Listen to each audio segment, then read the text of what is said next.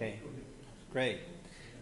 So tonight we have a couple of special things that are happening. As you know, we've been trying over the last couple of months to test out some equipment to figure out how could we take our education sessions, which our various committees put a lot of time into developing, and how do we get it beyond Phinney Ridge. And so tonight I want to welcome the East Side, and they're watching right now. So for all of you, you might not be able to see them, but so welcome to East Side. It is the first session that we're testing out with a live audience to see if we can do this in multiple locations. So again, welcome to East Side. Thank you very much for coming, and hope you enjoy tonight's session. I wanted to open it up to Doug, if you want to come up here and you have some announcements.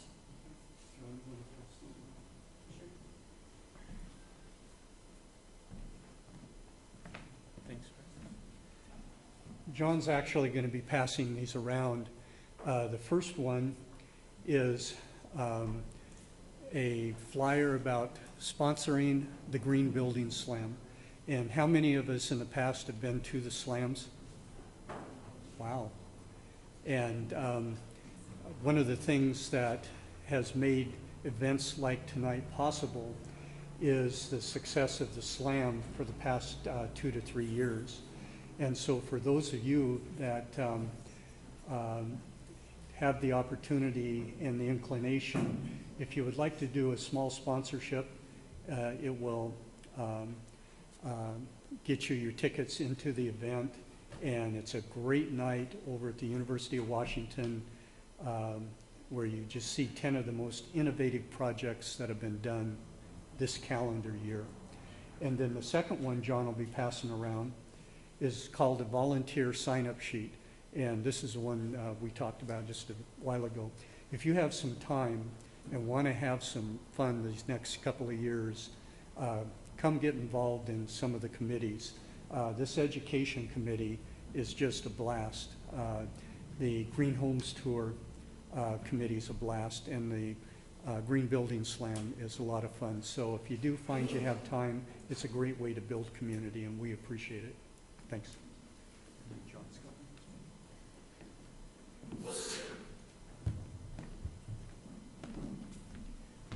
Hi, I have two announcements. Chris Herman, who we announced last week is going through a severe heart health problem right now, needs some help rebuilding his deck for an event he has coming up. If you're interested in helping with that, talk to Doug or myself. And the other one is how many people have not yet had the opportunity to sign the Carbon Tax Initiative 732? Anyone? Great. Well, I'll pass this around. It's a wonderful initiative, and signing it just helps get it on the ballot. It's probably the most significant thing we can do to help reduce carbon emissions and slow down global warming in our state. Thank you.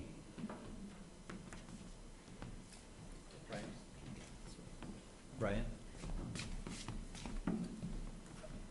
This is a shameless plug for a group that I've worked with that you'll see tonight when I present, but the Lopez Community Land Trust up on Lopez Island builds affordable houses for working class people so they can live and stay on the island that they work on.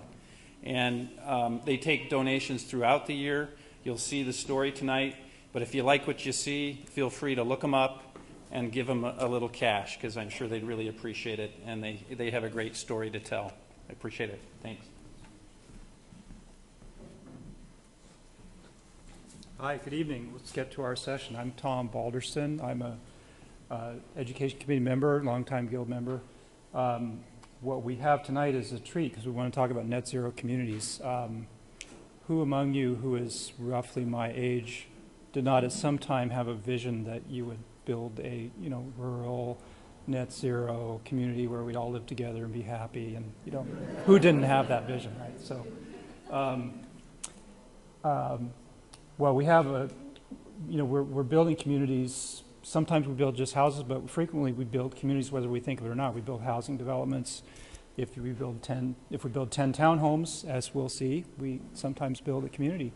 So we have a treat. We have 3 special speakers tonight.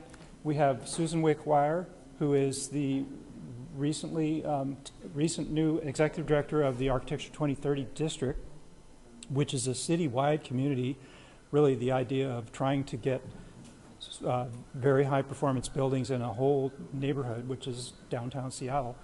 And then we have Brian Cloward, Architect, longtime guild member, one of the founders of Built Green, who's going to talk about some net zero communities and bring in our first ever long distance session with a speaker that's coming in from Lopez Island via the electronics here.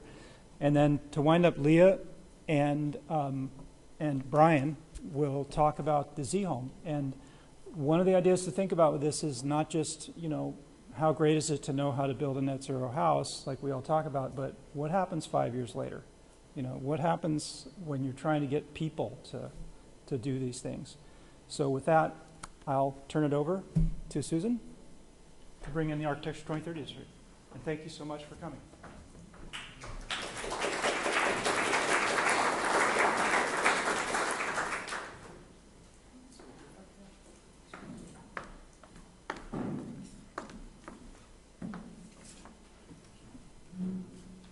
Hi, everyone. It's a real pleasure to be here.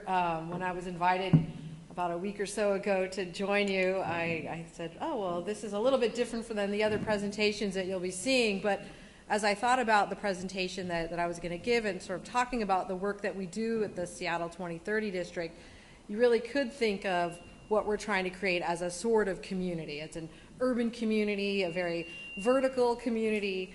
And you know, it spans both commercial office space, multifamily dwellings, institutional buildings. So there's a real range of buildings that are part of the Seattle 2030 District. So we are a district leading change, and I'll go into some of the details about what makes us this district, how we got our start, how we're set up, the goals we have, the kind of members we have, the kind of initiatives that we're implementing to try to bring people together in this community to act together. Because I think that's really what's important in our construct, is it's not individual buildings that are trying to reduce their energy use and their water use and hit some other environmental milestones, but it's as an aggregate. So we're trying to measure this across all the buildings. So there may be some super performers, there may be some middling performers, but I think we're trying to look at this as a whole and what each building and building owner can contribute to the cause. So this is just a diagram of where we work. In fact, this is a little bit broader than where we are now. This is our sort of our grand plan to expand to all of downtown. We've really been focusing in the core and in South Lake Union to date, and a little bit up to First Hill with Virginia Mason and the hospitals up there. So we're covering most of downtown and mostly focused on larger buildings. So we do have some smaller space, maybe 20,000 square feet, but just think of this as 20 or 50,000 square feet up to hundreds of thousands of square feet. So some larger buildings that are downtown. Let's see, is it going to work for me? I'm pressing it. There we go. So these are just the broad areas in which we operate. We have a focus on the energy, and so that's primarily why we're talking here tonight. But we also have important goals around potable water and stormwater runoff, and also reducing the emissions from the commuters that are coming into downtown Seattle. So can they take transit, bike, or even walk? So we operate in a Challenge for 2030 planning construct. This was Architecture 2030 is an organization based out of New Mexico, and there was quite a visionary architect, Ed Mazria, who put this challenge out there a number of years ago and said these are the kind of goals that we need to reach, and this is for the existing space, and then I'll talk a little bit about new construction, which is more about the net zero goals. And so the challenge was out there, and a few years ago my predecessor in the organization brought people together within the city and the community to create the 2030 district to see how they could take these goals, these very ambitious goals, and then put them into action over a wide group of buildings. And so you can see that they're stepped down over time. So we're looking for 10% reduction by this year, and we'll get to some figures later about how we're doing. and then it goes from there down to a 50% reduction. So that's taking the existing built space, major renovations up to a point, switching out lights, new HVAC systems, just doing what you can to change both the building envelope and the systems within the building. And so these are the goals for the new construction. So you can see this is where you're going for carbon neutrality down to net zero. So we are, saying that when you come into the, to the district and make a pledge, we want to see an immediate reduction of 70% of your energy use. So these are some very, I would say, elite buildings, and I'm going to have some examples a little bit later so you can see this actually can be done. I mean, I think the most famous example is the Bullitt Center up on Capitol Hill. That has been receiving a lot of attention for its very low energy use. They also have solar panels on the roof and a number of other features. And if you ever have a chance to look at that building, it's quite amazing in terms of all the things that they've done. And some of it you'd say, well, that's common sense. Why do you need lights if you can have big windows and have some daylighting? And so there's things like that, as you'll see, I think also, or as we've learned, also make these buildings very comfortable for the tenants, very productive spaces in which to work. Because there's a lot of light, fresh air, and an eye to trying to create a very welcoming space with these innovations. So what are we trying to do at the district level? We're a small nonprofit, but we have a group of committed developers and property managers and building owners who are working together to create this vision and also achieve the vision. Let's see, go back. I think I went too fast on that one. Well, this just maps with the kind of areas that we work in. So we're tracking energy saved in terms of 1,000 of British thermal units, KBTUs, how many gallons of water have been saved, both in terms of drinking water and prevented from running off into Puget Sound, and then looking at the carbon emissions from alternative, how much have you avoided by choosing these other methods of transportation. And so we've got a number of different sort of broad areas in which we work, and then I'll go into a little detail about the different initiatives that we're targeting. But we're looking mostly at data and how these building owners can look at the data to see where they are, how their buildings are performing. And a lot of it can be as simple as just putting in their electricity bills into a national platform that EPA operates. It's called Portfolio Manager.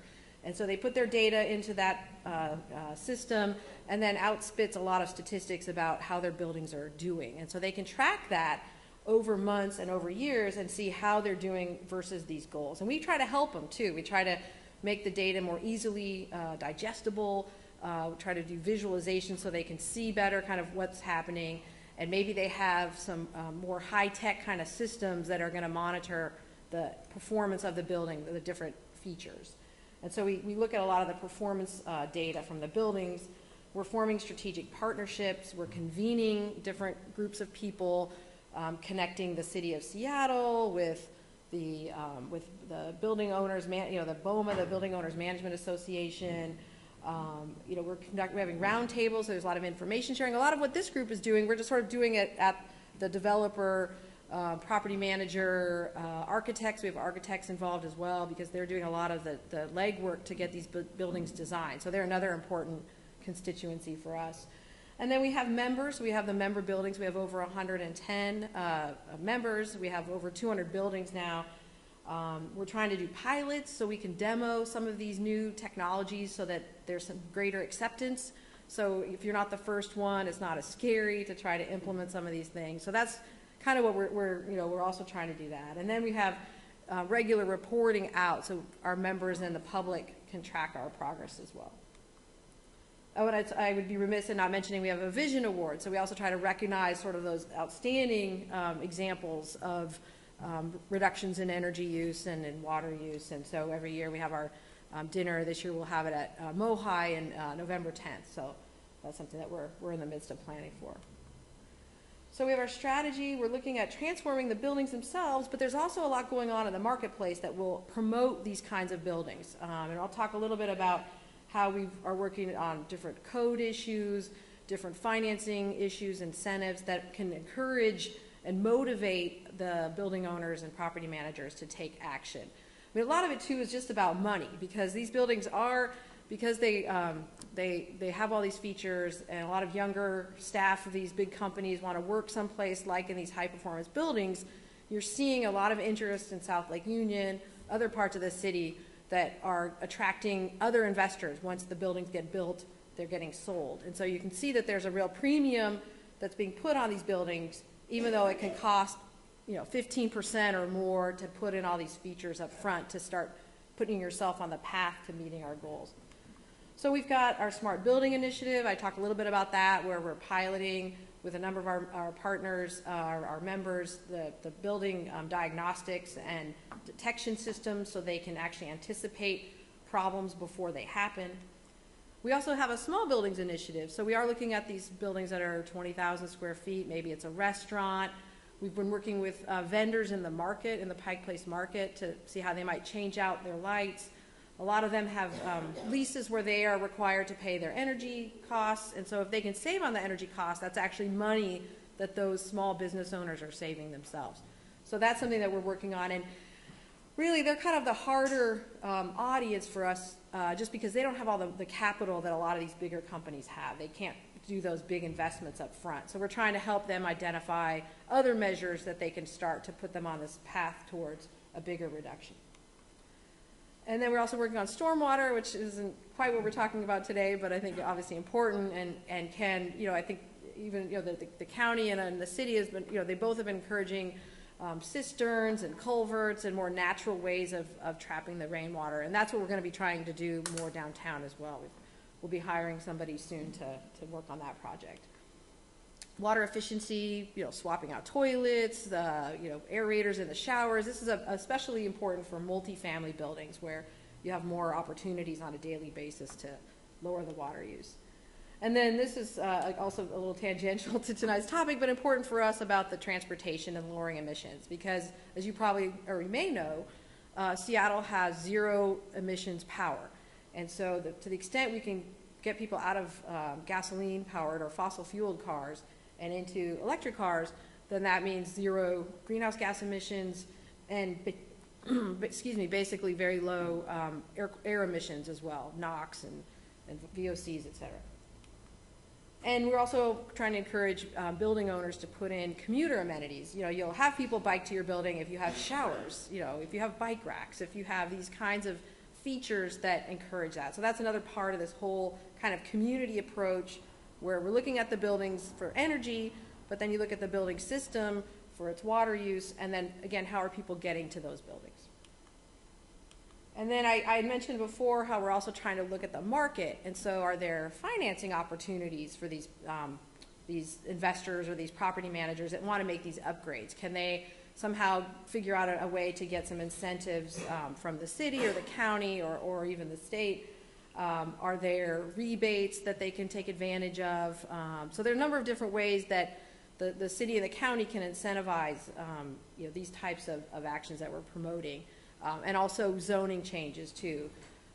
The Bullitt Center, for example, is part of something called the Living Building Challenge, which you may be familiar with, and they actually got to build their building a little higher, and they got to build it a little bit with another floor in order to have more tenants. And sometimes that actually is enough to make it financially viable. If you can have a bigger floor space to rent out to tenants, then you can pay for these upgrades that will make your building that much more efficient. So it's kind of part of the deal. We're also trying to do group discounts, very not common sense concept, but if we work with the Seattle's 2030 district is one of 10 across the country. We're all structured a little differently, but we share the same planning goals, those 2030 goals that I mentioned at the beginning. So that's something we're working with our members to try to make it easier for them to get these high efficiency products. Windows that don't need shades but are thermochromatic or electrochromatic that automatically darken, and so you save on your cooling costs if you're in a warmer climate, or your heating costs for somewhere else. Green leases can help with different challenges that we see in the marketplace. Trying to get equity funds and banks interested in investing in these type of projects, because a lot of times they're really high returns. So you can get a pretty, secure energy efficiency return that you can monetize and get some payback on. So there's some advantage for these companies to come in, help you do the retrofit, and then they get a share of the savings. And so that's one way of trying to do these projects. And as I mentioned before, we're working with the city and the county and others in the community to try to see if there are ways that we can help, kind of as a group. So if they went in by themselves, perhaps their voice wouldn't be heard, but as a collective group, we try to interact with the city and the county and others to see if there are ways that they can be helpful. And also, I would say, in return, the city has very ambitious goals in terms of reducing greenhouse gases. So we see ourselves as a way for them to help implement in a very practical way what they're trying to do with their climate action plan. And so how are we doing? So we have, as I mentioned, over 200 buildings. This is the square footage now that we have that's committed to being involved. So we're just almost on target with, these are numbers from last year, so we're hoping after we get this year's numbers into next year that we'll have met that 10%, kind of that first milestone that we have, and hopefully on our way to 20%, not too long later. And on the water side, we wish we were doing better. Part of that number is that we just don't have a lot of good data. And so we're working to try to get better data so we can actually help not only the buildings monitor what they're doing in their own buildings, but that we'll roll that up into an aggregated number on the water. And then we're doing pretty well on the transportation. Like I said, this is a snapshot from 2014. And so I'm just going to close here with a few case studies just to show you. I talked about the Bullitt Center quite a bit, but like I said, that's a building that a lot of people do know about already, but you may not. But this is the EMP administration building. So down at the Seattle Center, this is a building that was just completed a few years ago, and they've put in a range of different measures from the photovoltaic array to regenerative elevators, which are really cool. They actually generate power as they're going up and down with the friction. They capture the energy and then put it back into the building. And so I've seen them in a few other, or heard of them in a few other buildings too, but that's something that's starting to take hold. And then they track everything with this whole performance building dashboard. So this is an example of a basically a greenfield project. There wasn't a building there before. They built it fresh. They have an energy use intensity number of 27, which compared to probably other office buildings is, you'll see in a minute, there's an older office building that went through a retrofit. And I think that number, I'll put it as it's like almost 200. So you can just see how low that energy use is in the building. And then the Vance building, which is actually the building that we are in, is downtown on 3rd between Pike and Union. And it was built in 1929, and recently, in the last several years, underwent a major renovation where a lot of the lighting was switched out. They did a lot with the steam system, and they restored the windows. So we open our windows. We don't have any air conditioning. There aren't any fans. I guess you could bring them in, but on a hot day, it gets a little uncomfortable, but luckily we're back now to a good Seattle summer, so it's not too hot for us. But so these are things that they've done that they actually, like you can see that the baseline energy intensity for their sort of type of office and their size is almost 200. And then they brought that down to 26. So it's very remarkable that you can do these kinds of upgrades and have these kinds of results. And again, they track the performance through the dashboard to kind of put it all in one place so they can keep track of it. And then the last slide I have is this, the supply laundry and stackhouse. And I chose this example. We have more case studies on our website, but this example I think is interesting because it's old space. It's an old building that has been renovated.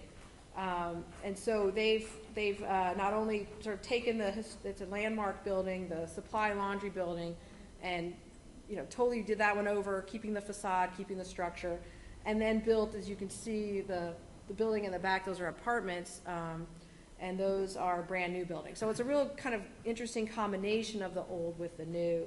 And again, you can see with the energy use intensity statistic, and that's basically, you take the whole square footage of the building and you look at the energy use and basically divide it up. And so there was quite a major reduction there. They've used some very innovative approaches, including this reverse cycle chiller. They've put in sort of a PV-ready roof, so they haven't put it in yet, but a lot of times that's something that if you factor it in ahead of time, then it makes it that much easier down the road to put that in. And something I think really basic, motion sensors, I think people have them in their office buildings, but they've put them in the parking garages where there's usually a big need for lighting, but only when someone's walking through the garage. So kind of a common sense, but an important measure that they implemented. So that's basically my presentation. I would be remiss if I didn't show our sponsors. We're very indebted to them for supporting us. These are our corporate sponsors. We also receive funding from the Bullitt Foundation, from King County, and from other sources that fund the work that we do. So I look forward to your questions later, but it's been a pleasure talking to you. And so the Seattle 2030 district is getting toward net zero, hopefully by 2030 in the new construction. But I think there's a whole ethos that we're trying to promote in terms of the high performance building that's energy efficient, water efficient, encourages commuters to come without fossil fuels, powering them, and also preventing stormwater from running into the sound. So, thanks.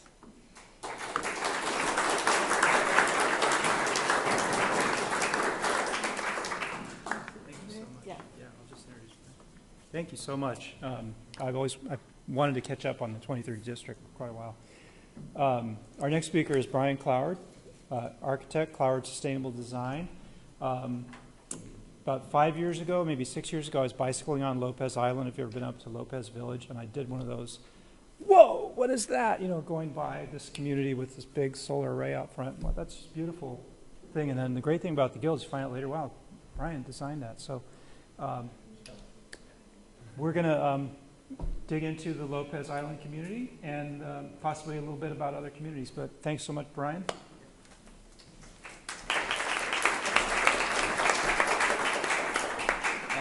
I'm really excited tonight with our tech folks and what they have done. So I'd like to give a thank you to Ryan and his team, Ryan Palmatier, is that how you say your last name?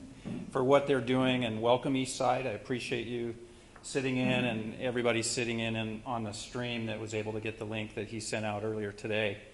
It's really pumping up the education committee as we do our work to bring these sessions to you, to have a little bit wider audience for folks that can't be here day of. So exciting stuff. My clicker.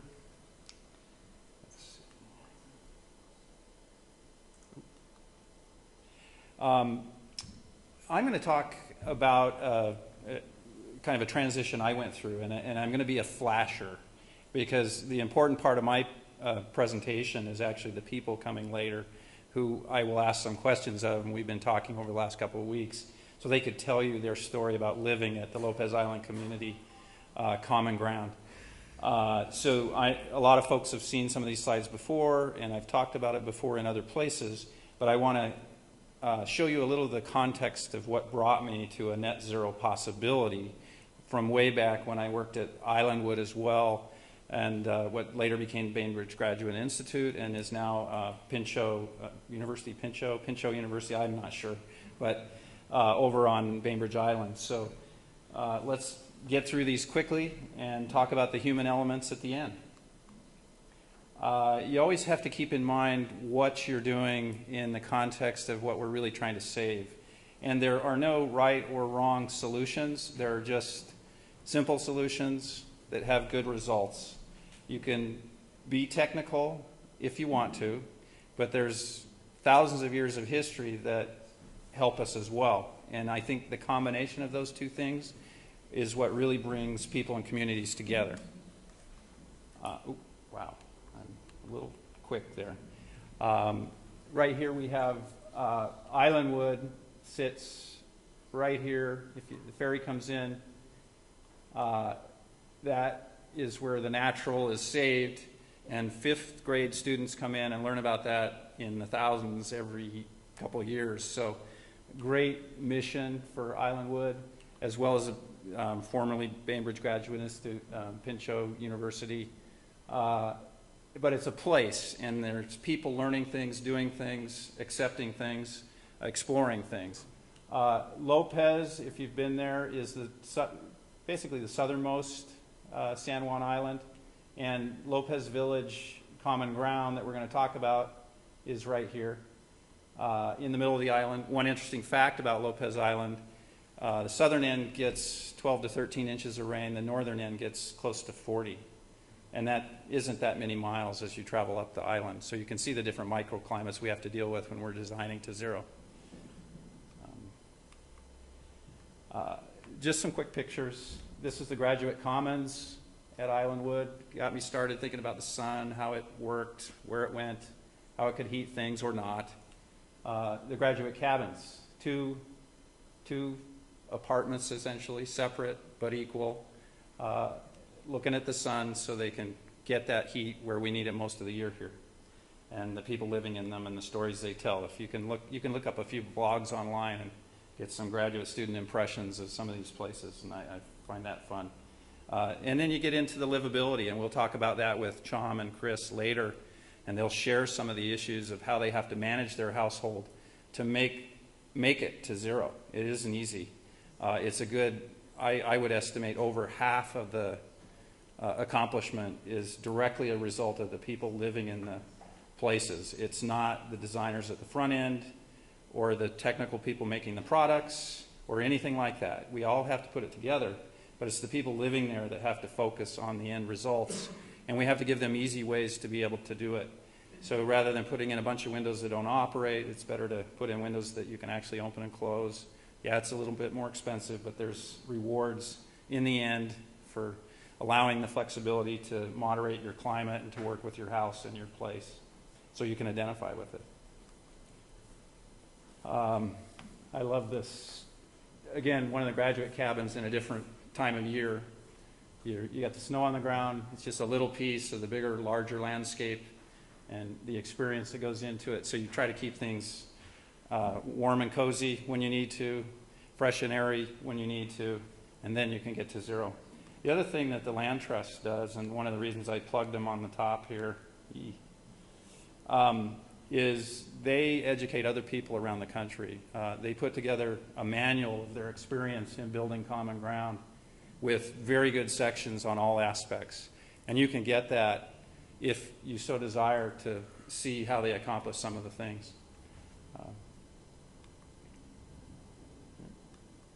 There we go.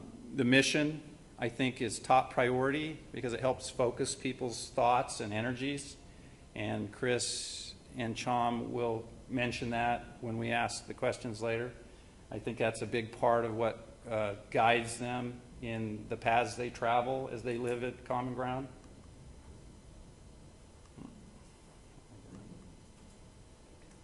Oh, I'm pointing the wrong place. Thank you. These technical people are great. We also have to keep in mind the codes and the scale of things that we're doing. We can get too technical sometimes, and we'll hear stories about that from Chris and Chom, because that has happened at Common Ground where, you know, they were able to figure out problems because things didn't work together in a technical way. So they chose common sense people solutions to help figure out those problems and make it better and still stay at zero or below. The community involvement, the community rules, the community protocols on a seasonal, daily, monthly basis, very important. It starts in the beginning. This is the site before we put the units on it. That picture I showed a couple slides back is actually from a similar place on the site looking across. So we had a second growth forest and a harvestable field. We had a verge, which was really cool. You know, we had a boundary between one and the other. So we tried to sort of keep that as part of the poetry that we were putting in place.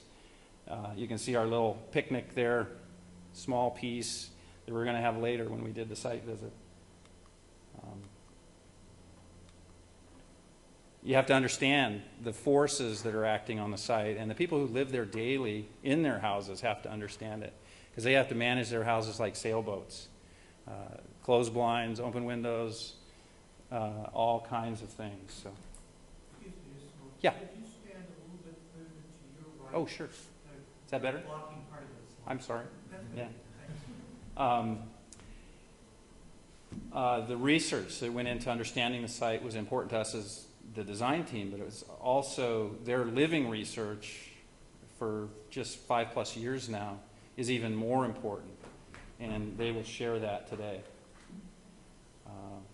And I'll run through these pretty quickly.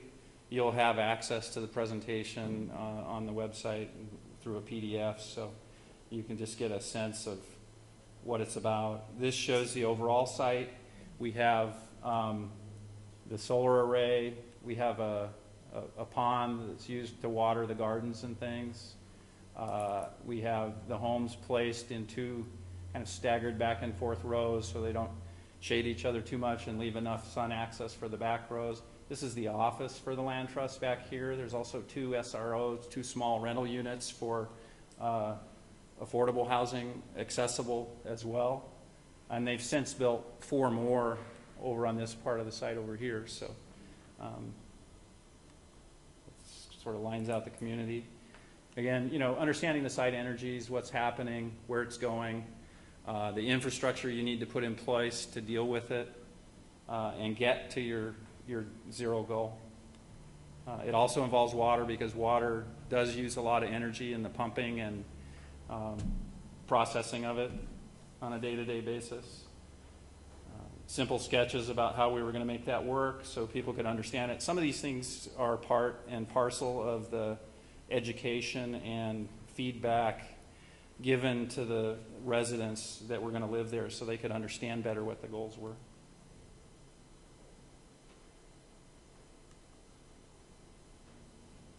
The simple 2-bedroom floor plan. So small is good. These aren't huge, but we tried to make them feel big. I had several what I would call informed conversations with a couple of the board members up at the Lopez Community Land Trust that questioned a little bit some of the volume we were putting in the homes because it was going to cost some money that they weren't sure they were going to be able to raise to build them.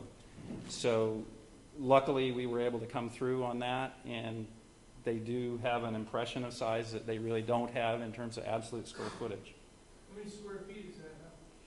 That one, it's been a while. The 2-bedroom was right around 8, I'm going to say 840, 825, somewhere in there. So, you know, it's not super small, but it's small.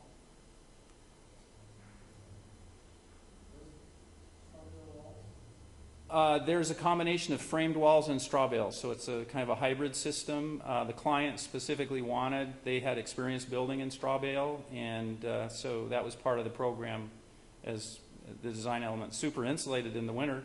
There's a precautionary tale we'll tell when Chom and Chris pipe in here in just a few minutes.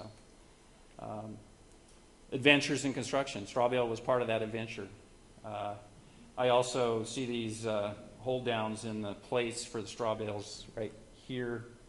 The contractor forgot to put them in on the interior sill, and I had the flu when I went up and actually drilled 48 parabolts in about a day and a half, I think it was.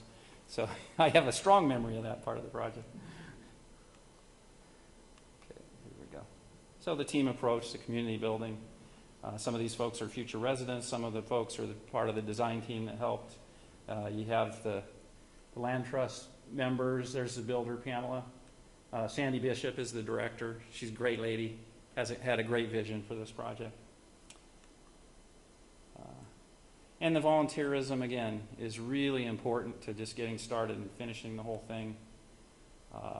I'm taking some of these slides from other presentations I've given, so forgive me for that. But you know, managing the air, we have a precautionary tale on that as well. The situation developed the 3rd year in with the straw bale construction in the northeast corners of the homes. We had designed in through wall ports that they decided not to put in that was going to control the air. The straw bale construction we used was earthen plaster, which is very permeable to air and usually isn't used, usually cement plaster, something like that. It's a high maintenance item. as part of the community building here, but those bale walls got a little too wet in those northeast corners and weren't able to dry out enough and did get some mold growth that we had to mediate and fix, which we did, but you know, there were some solutions there we had to go to. All the reward you get from using the sun, both passively, which is a good part of this design, and actively, because we were able to afford the PV panels on the south. How we get that done through Sandy's vision and her goal of getting to net zero, we had to have it to get there. This gives you an idea of some of the trickery we did to compress the bales, as well as, you know, the end result when you can see the kind of light and atmosphere that we have.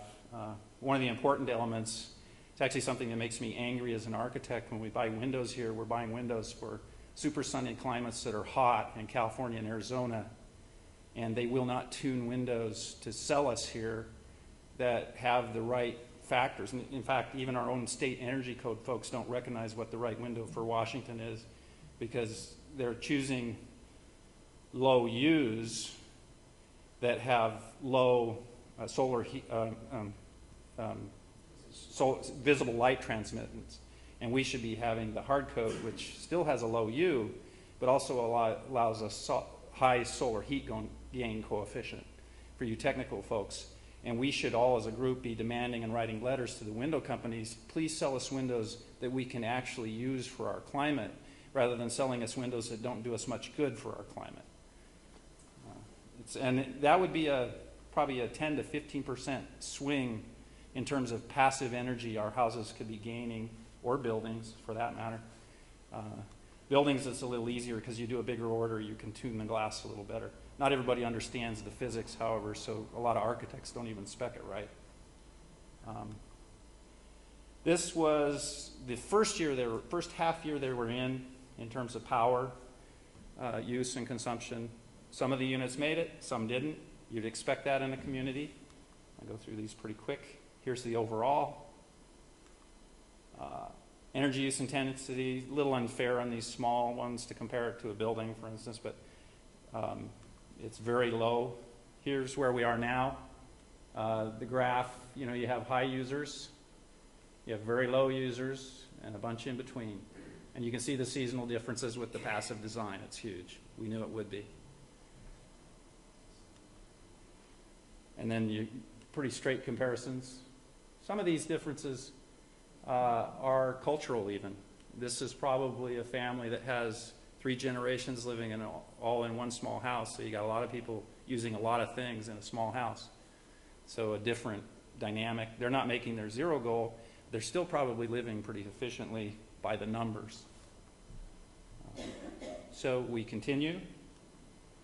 And this is why we do it. And now we try to call Chom and Chris and get them on the line so we can ask them some questions that we've all pre-done. And so bear with me as I parrot these questions out.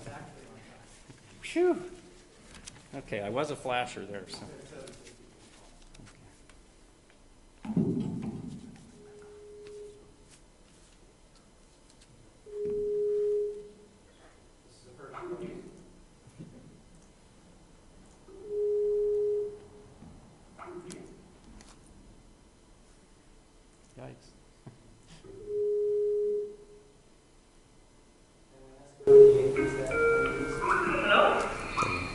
Hi, John. Hello. Hi, Brian. How are you? Good. I'm standing. There we go. Yeah.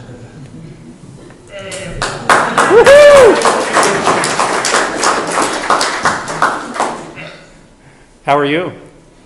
Great. It's a real honor and pleasure to be joining you. We've been watching the live stream so far, so it's been fascinating to learn from Brian some things about our building that we didn't even know. We didn't know about the windows are tuned. They seem to work fantastic for us. All right. I've told everybody here that we've reviewed these questions, but I also want you to spend a lot of time just fleshing your thoughts and experiences out. Again, I thank you for spending your time to share because that's what it's all about. So I'll start with the first question. What are the expectations, formal and informal, and how does the community work together on the common ground energy and water goals? There are no formal expectations, but we were aware since the beginning that we were aware of the vision to try to be resource conscious and to achieve net zero energy goals. And to be honest, the community members came together, and our common ground was basically our need for housing. Not so much because everybody bought into the vision of the green construction. So we do have a diversity of people from different backgrounds, different values. But in a way, that's a great thing to try out. It serves as a petri dish for the larger communities out there. It's a nice cross-section of America as a whole, so we're not a bunch of, energy geeks and kind of environmental activists. We're a real broad swath of America engaged in this experiment. But at the same time, though, we also help each other monitor our consumption, water consumption, power consumption. Since Chris and I are pretty passionate about energies, we took personal initiative to monitor consumption and share the data with everybody, initially on a weekly basis and later on a monthly basis, just to provide some comparison and just to people to be aware. We also had a lot of discussion, sharing tips for conservation, and just kind of looking out for each other, to see, do you need help figuring out how to hang laundry? I'm happy to help, that kind of stuff. And also, I wanted to mention too that Chris, in particular, because of his technical background, he also helps serve as an energy advisor and problem solver for the community on energy issues. I mean, different people have different skills. We have somebody who's more of an expert on lime and plaster, somebody else who is willing to step up to help wash the panels. So we all kind of help each other in many different ways, and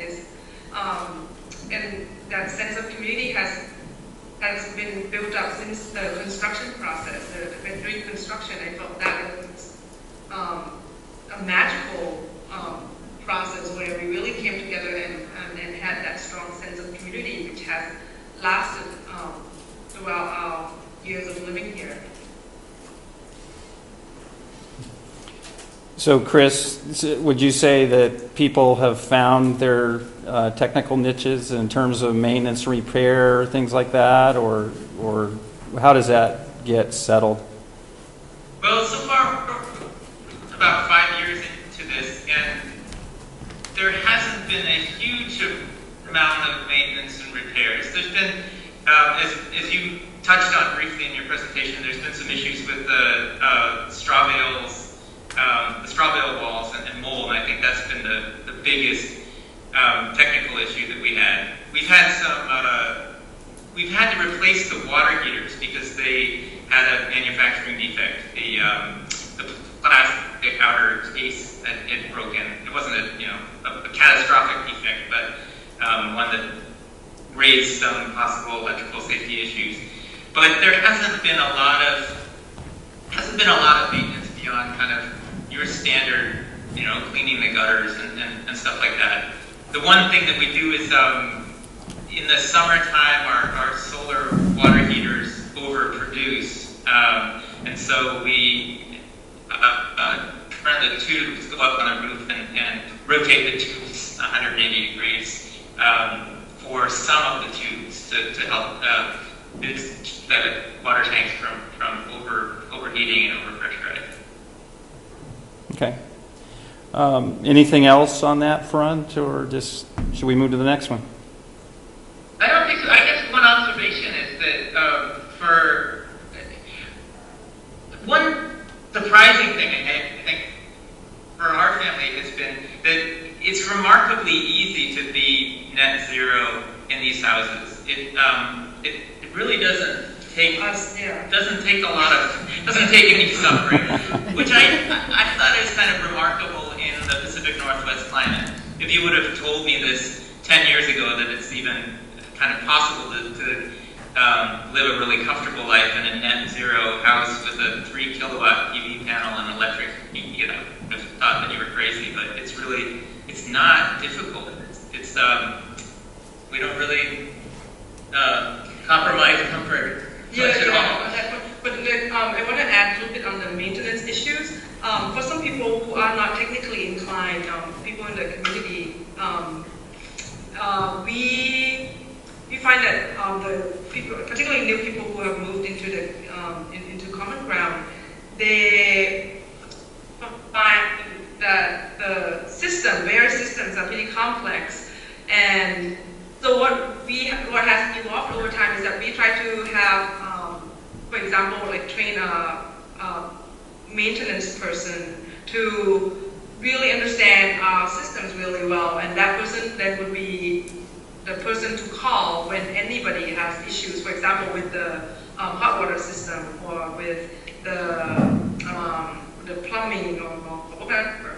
So we have learned over time that it's really important for us to have somebody who is knowledgeable about our systems to be able to be the maintenance person for us. Mm-hmm. Right. In this particular case, Trump's referring to somebody that's actually not living in common ground. Yeah, not living in common ground. Yeah. Understands plumbing well. Yeah. Okay. We'll go to the second one, and we've touched on it a little bit, but would you please share some of the challenges and rewards in commissioning, maintaining, understanding, and living with the houses and systems as designed? I think we talked about it a little bit, but I'm sure there's a number of other aspects you'd like to share, both that your children help with or the windows that actually you do use on a daily basis. Tell us a little bit about that. We actually were involved since the construction process. The one thing that is unique about this community is that everybody, all the residents, have to work on the construction, and not construction of our own house, but construction of everybody's house in the community. There are a total of 11, and that process to me was the most rewarding because to me it was a very empowering process. I didn't know how to hammer a nail, and I got to learn so much, and that was a very rewarding process because it helped me understand, what it takes to build a house, to maintain a house, and also just having that that attachment. Maybe not attachment is not the right word, but but this is not a house that we just buy. This is not a commodity. It's something that we build with our own hands, and if there are problems with it, we bought it to the vision. We bought it to the process of constructing. If there are mistakes or surprises, we will be part of the solution. So I feel that was, to me, very important to me. And the difference between original homeowners and people who joined the community later. There's a difference in the way they perceive the house. We really view our house as our baby, our child, and if there's a problem, the house is not performing right, we will try to fix it. Whereas people who join later may demand certain things, and if it's not up to their expectations, they may just look elsewhere for a better house that would fit their needs better. But so I felt that process is rewarding, but at the same time it comes with a lot of challenges as well. We navigated through surprises like mold in the straw bale.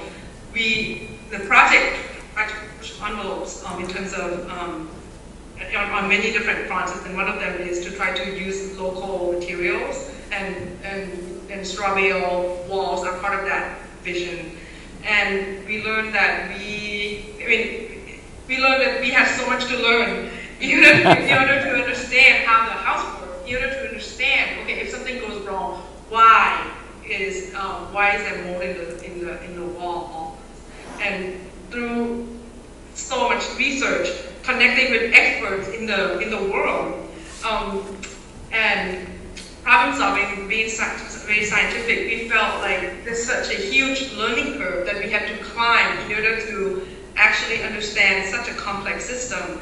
And we felt, wow, okay, we finally understood why conventional construction,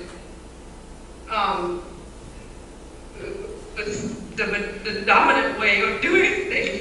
Why people don't do a whole lot of straw building in the Pacific Northwest. I mean, we made, this particular project, made a number of kind of compounding mistakes. The eaves weren't quite high enough. The earthen plaster wasn't of there the was right not type. enough The clay line content. wasn't the Yeah. right, the Line line was wasn't inferior. right.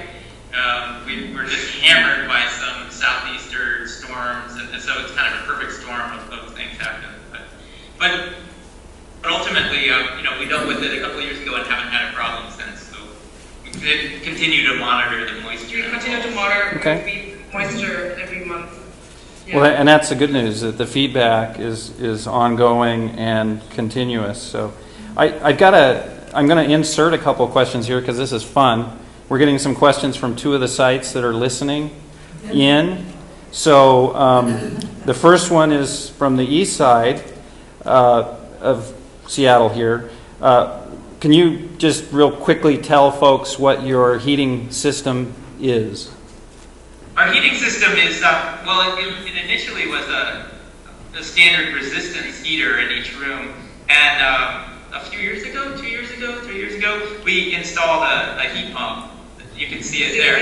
Yay! And that's the only... The original budget didn't include a price for that, but yeah. Right, so, and yeah. it seemed that the mini split technology wasn't Quite there, no. quite available off the shelf at the time we built the houses. So we got a nice rebate from the utility and went in and retrofitted it, which was quite easy. And this is the smallest heat pump that Sanyo makes. I think it's 9,000, something. The smallest one that they make, and it's plenty for the whole house. Yeah, and mainly the house is heated by the sun through the big windows that we have. Okay. And then the second question we got is, what's the range of ages that you have on site at Lopez? In our community? Yeah. Well, right now, currently, from 5 years old to 80 or 70 something. 80 something, 81 or so. Yeah. Okay. And then are there intentions of continuing intergenerational community building coming out of this? Yeah, I don't see us excluding any. I'm not sure what you mean. The land trust around here continues to grow. So in addition to the 11 houses that were on the slides that Brian shows, he mentioned there's another 4 that have just been built. They're not straw bale, but they're passive solar and in many respects kind of close siblings of the design of these houses. And then just this past year there was another 3 built. So now there was 11 plus 4 plus 3, which would be 18, plus the 2 rentals, 20. And there's in that there's a large community of children, which is one of the real pleasures of living here. There's a lot of kids that play together, and the fact that we share a big common space that's car-free really helps out with that, and with lower anxiety levels of parents with the kids running around. Okay, well that leads me to the third question I had on my list that I sent you earlier. Why do you think the human and community relationships factors are such an important part of the net zero equation for success and failure? Well, our house is a living system, and it's designed to harness energy from the sun, and so you need to interact with the house in a way that works with the sun. And so I feel that consciousness is required to make it a successful net zero energy home. And so I feel that interaction, treating it as a living system is so important. So if you, for example, if you want to go away for a week, we really have to think, oh wow, okay, what is going to happen to the house, to the moisture level, what's going to happen to the hot water system. I feel therefore it's important for people living in our kind of houses need to be aware, need to kind of to be stewards of our homes. I'm not sure if that answers your question, but that's. I think we'll add a little bit. Between the lowest consuming houses and the highest consuming houses, there's about a factor 4 difference.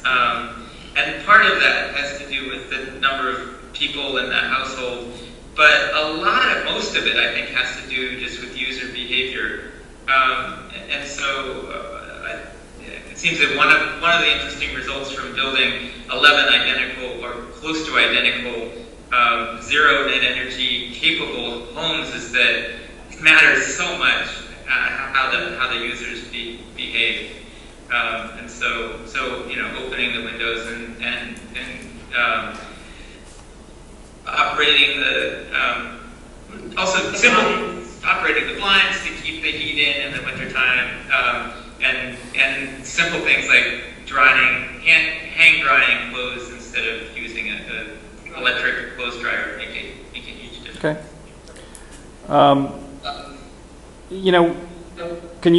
Can you explain your motivations and involvement on a daily, regular basis, and monthly, yearly? How does that all work in terms of both family interactions and yourselves as people, as you communicate with your other neighbors and things? Early on, Chum was sending these weekly emails where we would monitor electricity consumption of everybody and kind of send out suggestions for lowering electricity use. I think in the past year or two, we've kind of stopped doing that. I think maybe we just got lazy. It's shared the data monthly, yeah, but not so much the tips and kind of like, how many houses are going to make net zero energy, because after a while doesn't really change. Right. It tends to kind of change culture through email. We're not very. It has reached kind of saturation, declining returns.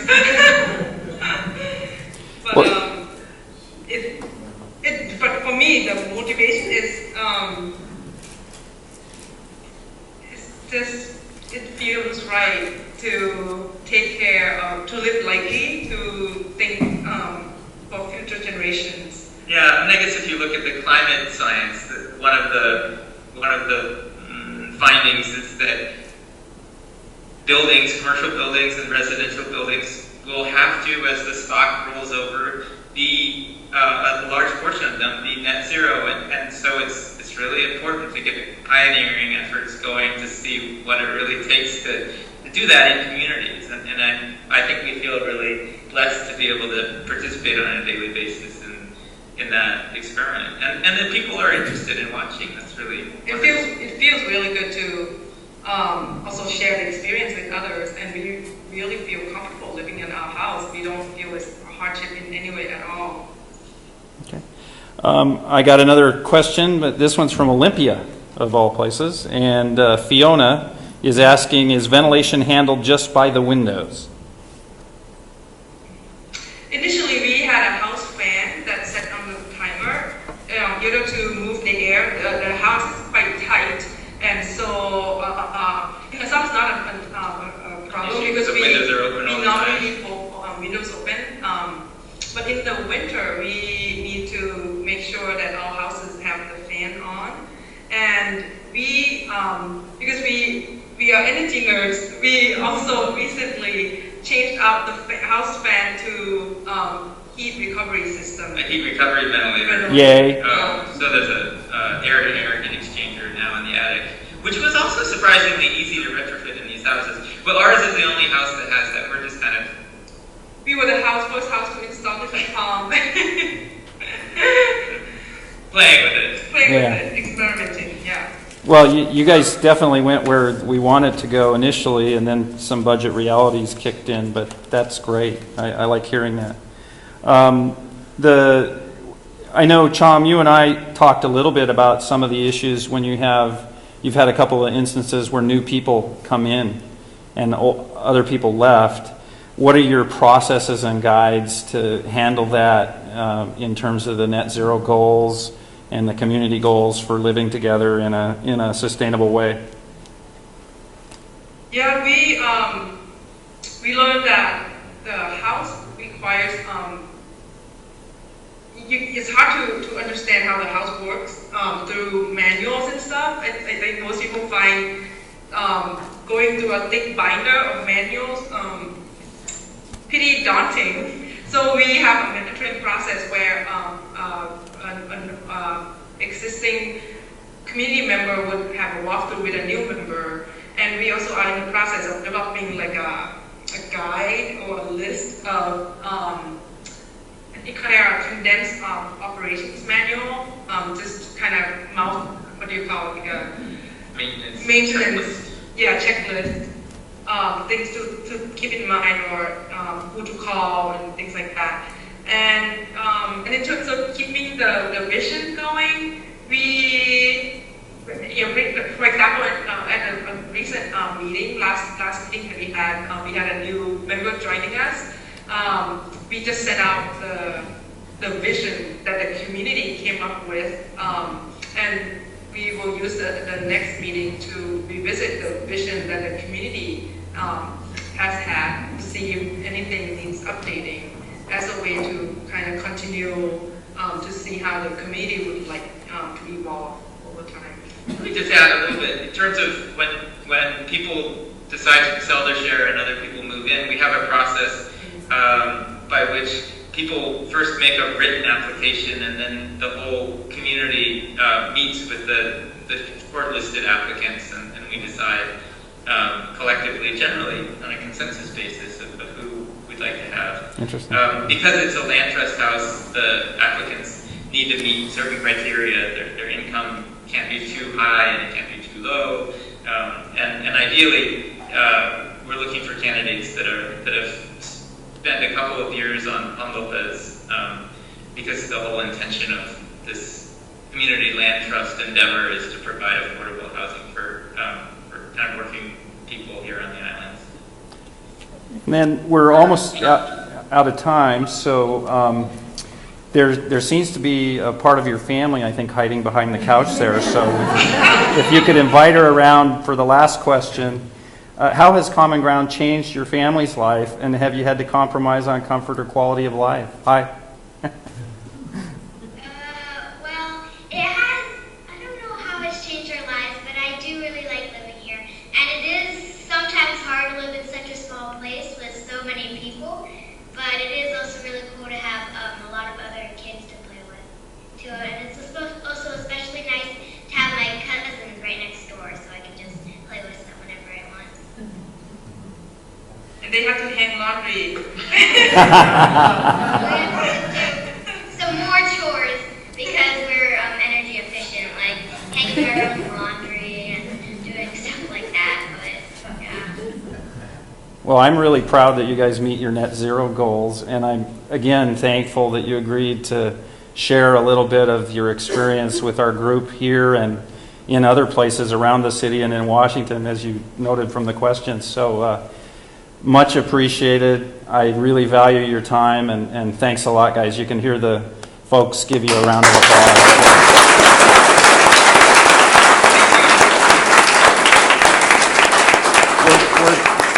And with that, we're going to go on to the next section of our presentation. Leah from Built Green is going to come in and talk about zHome. Yeah. Thank you. Thank you, guys.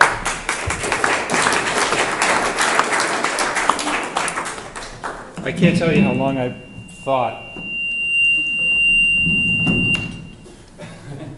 I can't tell you how long I've thought about this idea that we would have, because our guild has been a regional organization for a long time. We've had chapters. We've had small chapters in Ellensburg. We have the East Side chapter. We have Eugene. And just think about it, we could all actually have the same meetings sometimes. So anyway, we're going to move to the zHome. Leah's right here. Leah Missik is the also relatively new director of the Built Green program, something a lot of us are involved in, and she's been doing a great job. And we're going to talk the zHome project. Most of you know where it is and what it is. And thank you, Leah.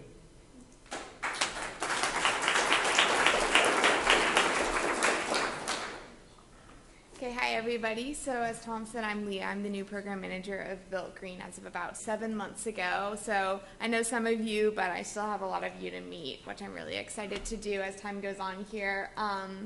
First of all, I wanted to ask you, how many of you guys have been up to the Issaquah Highlands and have visited zHome? Awesome. Not surprising that a chunk have. If you haven't, you still have a little time left to do so. Now that we're some years out of zHome being occupied, we're starting to retire the Stewardship Center, and we're going to be having some tours just to sort of wrap things up, so don't miss your chance. So I'm really glad to be here, and I'm really happy that we had some other net zero residents speaking, because we have Brian here, Brian Bell. He's a resident of zHome. Him and his wife Karen have been living in zHome for a year, and we'll hear more from him later, but I wanted to say I really appreciate that you came out here. I met him and Karen just on Monday, and we had a wonderful lunch, and I learned all about their story and how they came to live in zHome and how they're finding it, so we're going to hear from him. So the reason I'm sort of speaking here right now when I was talking to Tom is because now that zHome has been occupied for a few years, we're starting to actually look at the data that's coming out of zHome, which is really special because they've been occupied, some of them, for 4-ish years now, 4 or 5 years. So we have a lot of really valuable energy data that we can pull through and see if the homes are performing as they were modeled. So that's what we're doing right now. We just got the energy data, and I'm working on a white paper that will be finished probably about next month, and we're going to be sort of pushing it off at the Built Green Conference on September 9th. So expect a lot more data then, but I'm sort of going to jump into the preliminaries here and get you some qualitative info, some of the sparks that I'm learning as I look through the data, and then we'll hear some qualitative info from Brian. So first of all, one big question is, what exactly is net zero? And I know that everybody in this audience has a good idea, but to be honest, a lot of the general public doesn't. I get asked that all the time. And it's really interesting when you actually start looking at the data, because you get this huge chunk of numbers from PSE, and you think, well, you know, there's actually a few ways to look at net zero. The bottom line is you want more energy to flow back onto the grid than you flow off of it, or for at least those to be even. But and so with zHome, the solar panels are going to be producing at least as much energy as each unit is going to be pulling off of the grid from PSE. But when we're actually looking at the data, what we're thinking is, okay, do we measure it over all time so far? Do we look at it in year-to-year chunks? So there's a lot of different questions there, and the numbers do vary, so it's just a really interesting exercise, and there's not exactly one the right way to do it. But of course, we all know the implications of net zero. Fewer carbon emissions, we want locally produced and dispersed energy, and that also saves the residents money over time. But there are also implications that we're finding out from the data. So there's questions about centralized power in the grid operation and time of use questions. So that's stuff that's coming up in the data for me that I find really interesting. So if we're looking at zHome energy data, you can see a few really interesting things. And one is this perfect opposition of when production is high as opposed to when consumption of energy is high. And the seasonal differences, you know, this is just like the most perfect graph that you can imagine as far as that goes. And you see that for every single unit and as an average across all units. So basically, consumption of energy is much higher in the winter, and then production of solar is much higher in the summer. So of course, when we look at zHome by itself, that's fine because everything's going to even out in the end because they're pulling on and off of the grid. But as solar becomes more widespread, that leaves some really interesting questions in the need for energy storage. So that's something that I did want to point out. As hopefully as our aims become realized that we have more and more net zero energy residences and businesses, then we need to see some more storage. So as far as what zHome is consuming, when you're looking at net zero and what the aim of zHome was we wanted to target energy efficiency first and then make up that gap with local production, because actually adding the solar panels would be more expensive up front. So was zHome in the first place actually energy efficient? Yes. So we looked at the total average month-to-month consumption for each unit, and no month was actually even meeting or really close to the state average for Washington. So we're really proud of that, and that has to do with all the energy efficient measures that were included in zHome, which range from energy efficient appliances to the insulation, heat recovery, ventilators, and just thoughtful design. So is zHome actually net zero? And I know this is the question that a lot of people have been waiting for. So we are still getting some of the data, so I will start with that. We have no data for 2 of the 10 units at this moment. We hope to. So we have 8 out of the 10 units right now. This data right here is over a 3-year period. We have 3 of the units performing better than net zero, while 5 perform worse. So do they all sort of even each other out when we look at the development as a whole? So close. I would say zHome is practically net zero based on this data, because if you look over the few years that we have data for, the units have a combined, I kid you not, 111.1 kilowatt hour draw from the grid over 3 years. So in all practical purposes, it's pretty much right on the mark, which is amazing. So we were really close to what was modeled, and so I'm going to say practically net zero is how zHome is holding up. And we want to say it's still special because it started over a decade ago, this process, and was the first multifamily net zero project. And given the very small margin that we have here, depending on exactly how you look at the time frame when you're talking is this net zero or not, it may well be net zero during some of those time periods, not practically, but for even net positive. So some of the reasons, because of this discrepancy, it's not zero on the dot, of course, but that's because modeling is imperfect, though I have to say zHome came really, really, really close, and that just is a testament to the people who are involved in the project up front.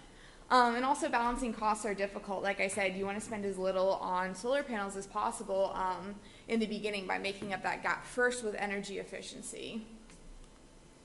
So why not quite net zero? There are a few speculations, and again, since zHome is practically net zero, this is a little bit less sort of important in this case, but it's also good for us to know when we try to look at the discrepancy between what houses were modeled for and what they actually turned out to be. So first of all, there's the rebound effect. How many of you guys know what the rebound effect is? A good chunk, some of you. So actually when I was in graduate school, I took a really fascinating course called Human Behavior and Energy Consumption.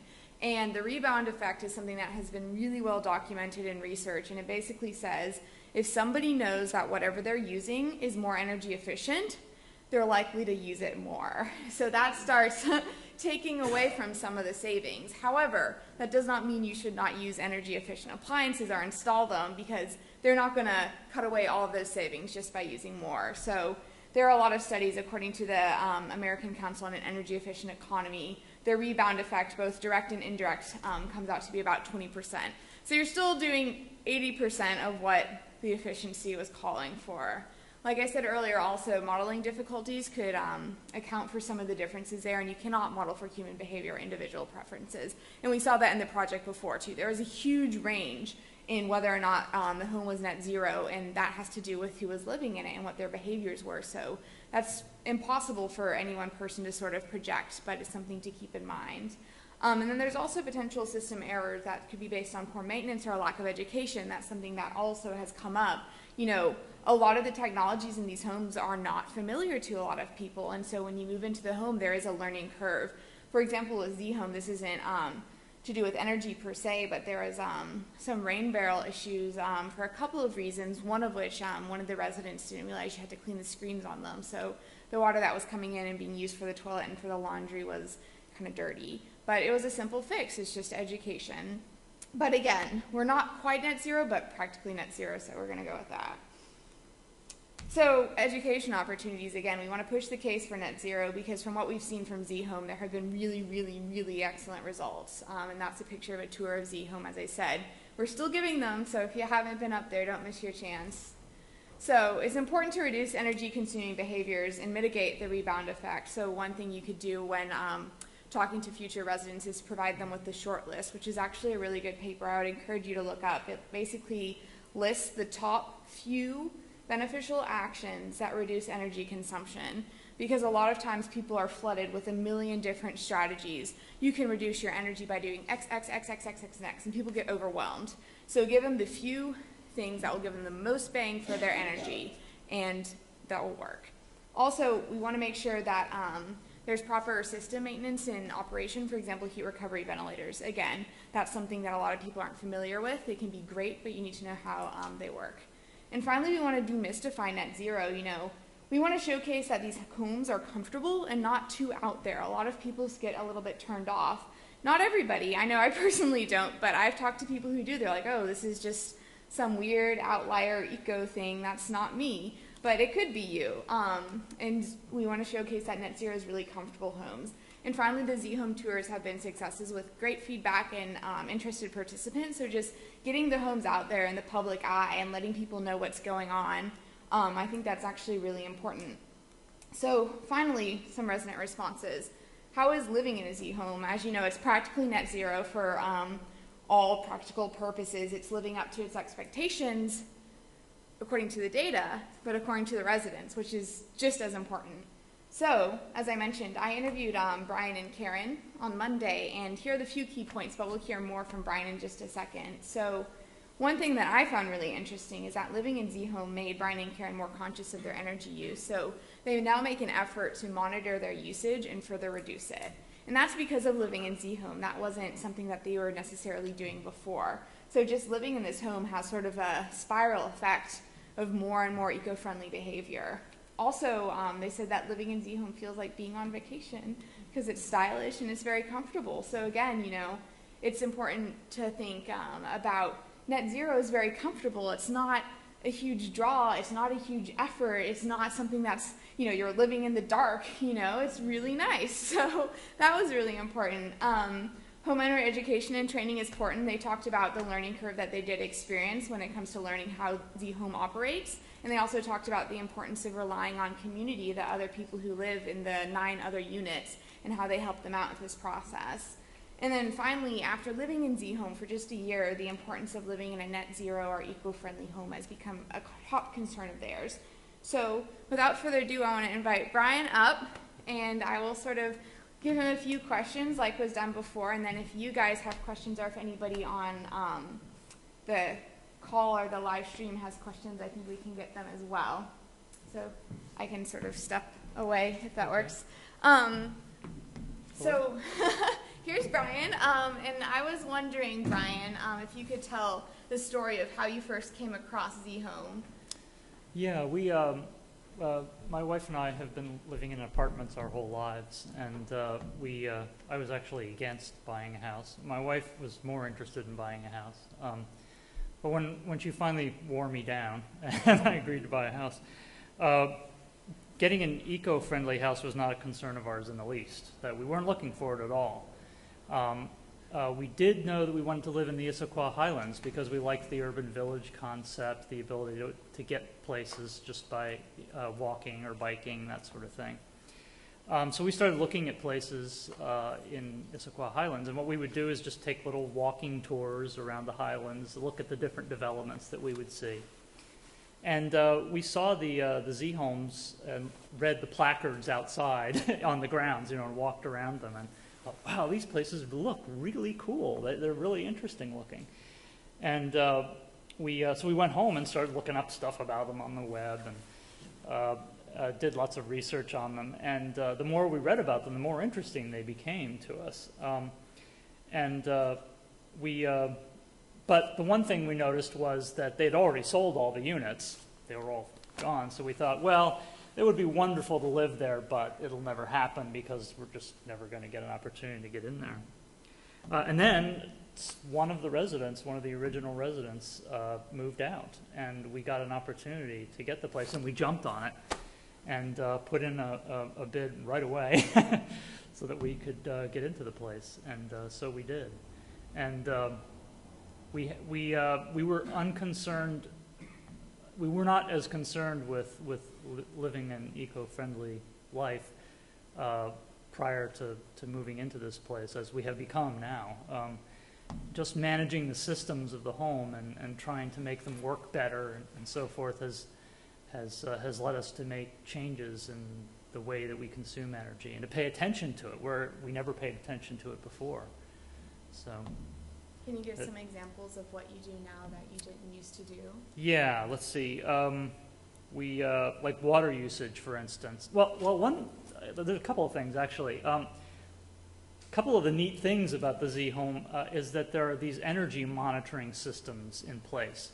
There's the energy detective TED system that basically shows you how many kilowatts you're using at any given time, and even lets you graph them out and on a web page and look at your usage. So we could see how much we were using and when and what components of our house were using a lot of energy, and just make simple things like not leaving the computer run all night to save a little bit of energy, you know. And then there's also a water monitor that we use that tells us how much of the city water we're using, not our rainwater system, but our city water that we're using. And we keep track of that. We watch, oh my gosh, we used 70 gallons today. That's a lot. You know, maybe we should use a little bit less. So I personally stopped running the water the entire time I was taking the shower. Now I still take as long a shower as I take, maybe 20 minutes. I don't know. But for a lot of that time, the water's off because I'm just soaping myself up or whatever, and I'm not running the water. Unlike previous apartments we've lived in where there's a lot of knobs to turn on and to adjust the temperature to get it right, it takes a while. In the zHome, we just have one lever that we move and we set it to the temperature, it's great. So it's easy to turn on and off. So that means taking a shower, you just turn the water on, get wet, turn it off, soap up. And so we're not using the water quite as much. So that's sort of a personal way that we're doing that. And we also keep an eye on there's also a monitor that tells us how full our rainwater cistern is. So when it starts to get down, we stop trying to, you know, let's use our toilets have a big flush and a small flush on them. And we use the small flush more often if we can to save a little bit of the rainwater so we don't have to fill the cistern with city water. Until this summer, until this recent long time without any rain, we'd never had to fill the cistern. We never ran it out, even when we weren't really paying much attention to how much water we used. But so just this month, for the first time, we've had to fill the cistern. So. Could you tell a little bit about the zHome community and how you guys interact, everybody who lives in the different units? It's been great. We really that's been a really great thing about this is when we moved in. My wife works at Microsoft. I used to work at Microsoft as well. And it turns out that 3 of the other residents also work at Microsoft. So she kind of, when we were looking at the house to buy it, she talked to a few of those people to ask them about it. And so we got to know them before we even moved in.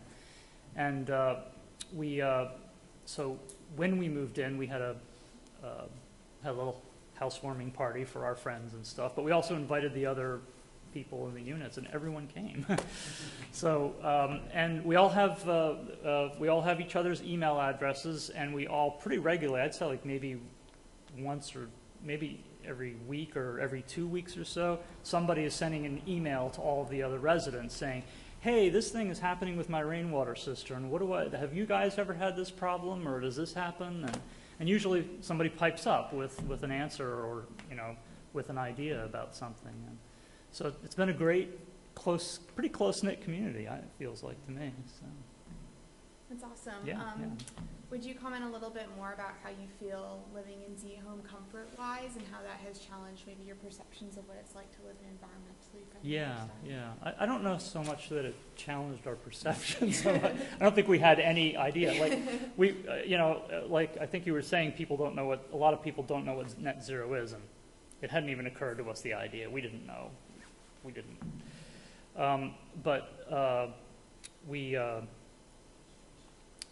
I just blanked on what you asked me. How it is living in. Oh yeah, living in it has been really great. We thought when we moved into a place like this that we might have to make some concessions. You know, like maybe the water pressure wouldn't be very high, and so it would be a pain in the neck to wash your hands, or that we'd have to manage all these systems all the time, and it would take up all of our time. And to our delight, we've had to do very little maintenance stuff. We've had to do very little except to just live in the place. And our experience in the place has been wonderful. We really love living there. Like Leah said in the slide there, we feel like we're on vacation all the time. We feel like we're staying in like a luxury hotel suite or something all the time. And when we lived in apartments, we would go on vacations and stay in really, really nice hotels so we could see what it felt like to live like rich people for a short time, But now that we're in this place, we feel like we're living like that all the time. We feel like, geez, we don't need to go on vacation. It's just enough to tool around in our own place. And so we found it very, very comfortable. With the recent heat that we've had, I think a couple of days back it hit like 100 degrees outside. The entire day in our place, probably because the insulation is so thick, our place was 20 degrees cooler inside the whole time. We have no air conditioning. It was just cool and comfortable. It was like 70, I think it got up to 75 degrees. It was like, wow, it's feeling warm in here at 75. So we were comfortable the whole day, even though it was really hot outside. All we did was just keep the windows closed and the shades drawn the whole day, and it stayed cool. It was very comfortable, and it has been the whole time. And in the winter, we were worried that because there's a hydronic heating system in the floor, we were worried that the place would feel cold, that the air might feel cold and so forth. We'd never had a heating system like that. And so, but we were pleased to find out all through the winter we were just fine. We were able to keep it a nice 70 degrees inside, and we were very comfortable the whole winter. Didn't feel cold ever. So. Very nice. Does anybody else have any questions for Brian about living in zHome? I don't think you can say what other special equipment the house might have. I didn't hear the last part. Obviously, you have TV panels on the roof. Right. You have rainwater collection. What else? There's a heat recovery ventilator because because it's so well insulated and airtight, the heat recovery ventilator is constantly running, and so we've got that. There's the rainwater system. I can't think what other. Ground source heat pumps. Yeah, and the ground source heat pumps, and we can hear that kick on every once in a while as it tries to bring the temperature up to. It keeps it about 114 degrees, the water, for the hydronic, and also just for our hot water use. We hear that kick on occasionally. It's not been a problem for us at all. We haven't had to do anything with it except I get it checked once a year. But we do have, because of the rainwater system, we have backflow devices that operate to keep the non-potable rainwater from getting back into the city water, and we have to have that checked once a year. But the guy comes in and looks at it and says it's okay and leaves. So we don't have to do anything. Yeah. Is the monitoring system through a computer program, or do you have something on the wall or someplace that you go? Yeah. So for the energy detective system has a little, looks like a little PDA that just sits in our kitchen, and it shows the current energy use at any given time. It also there's also a separate unit that plugs into the wall that broadcasts a web page that shows our energy usage over time. And we can look up various statistics about that. And then that's just the energy portion. Then the water, we have stuck to our refrigerator, we have a little magnetic monitor that connects wirelessly to our city water meter and tells us how many gallons of water we're using. So.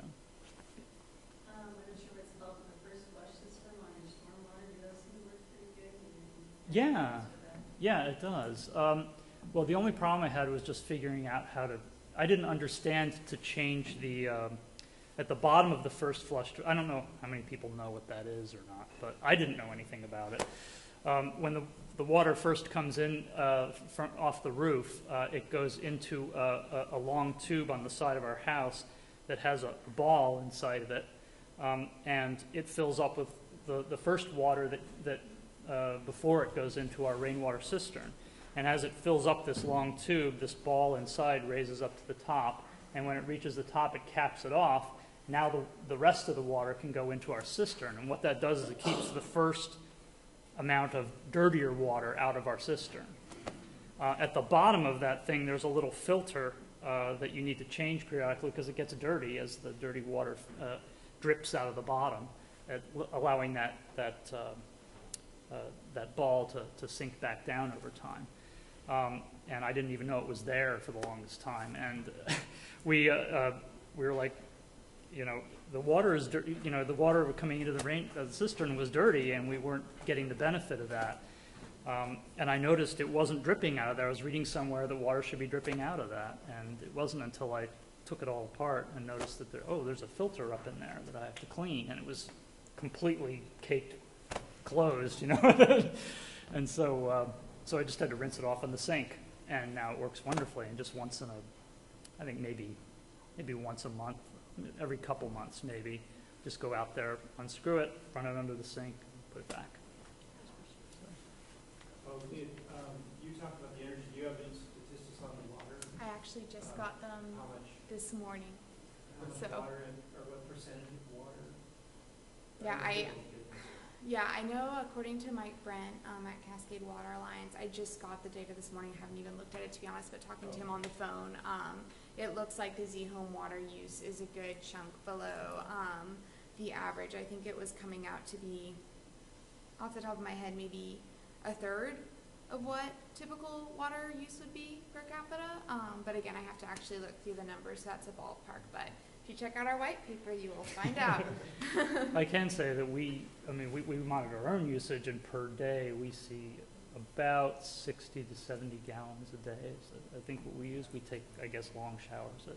That's probably the biggest thing. So which systems are hooked up to the rainwater? The toilets, the washing machines, and there's also a bib on the outside of the house for watering the plants, and that sort of thing. Yeah, I had a question about, did you feel like you had to pay a price premium when you were looking at homes and went with the zHome in terms of how much it costs relative to a conventional home? Yeah, it didn't feel like that. We paid $400,000 for our place when we bought it.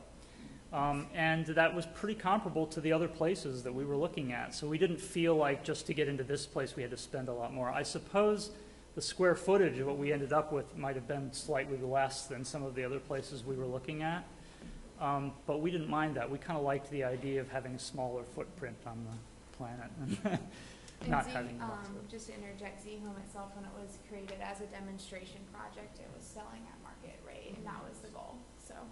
Ours were less, for instance, than the new homes also built by Echigo that were right next door, much less than theirs, although they did have more square feet. But yeah.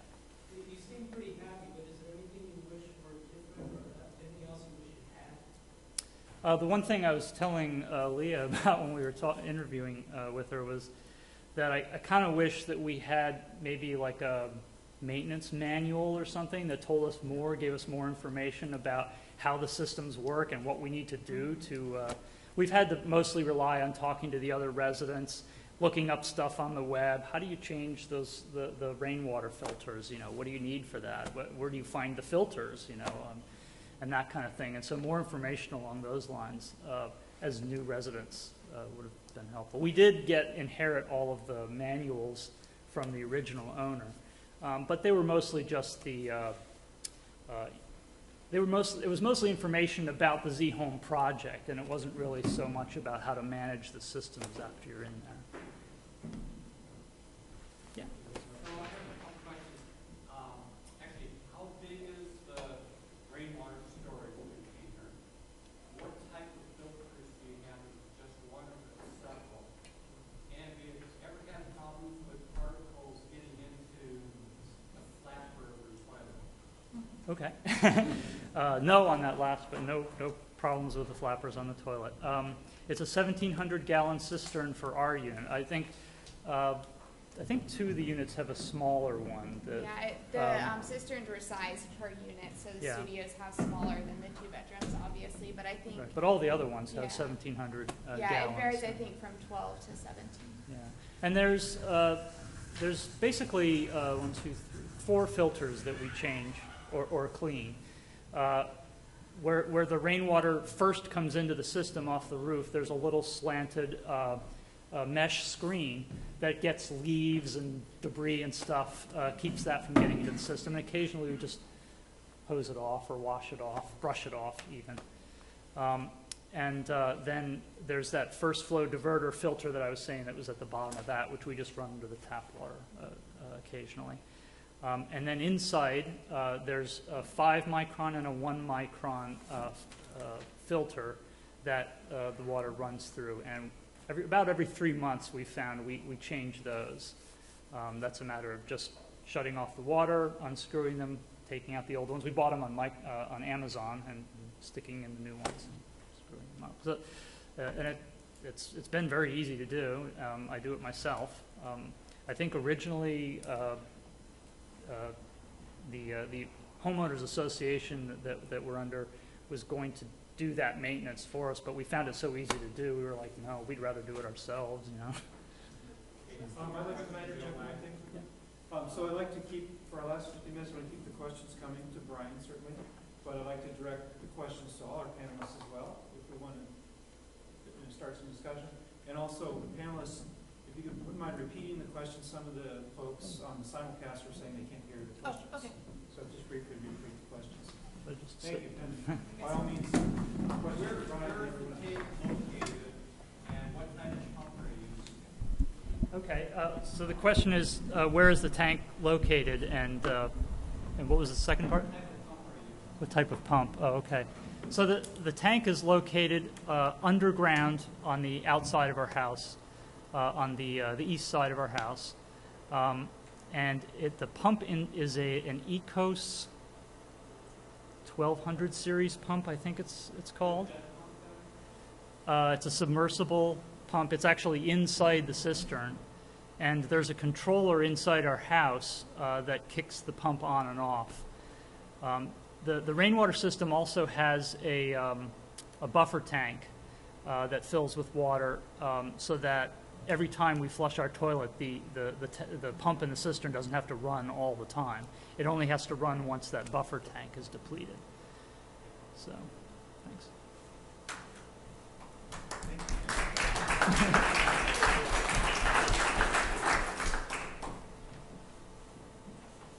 So we did have some questions from online.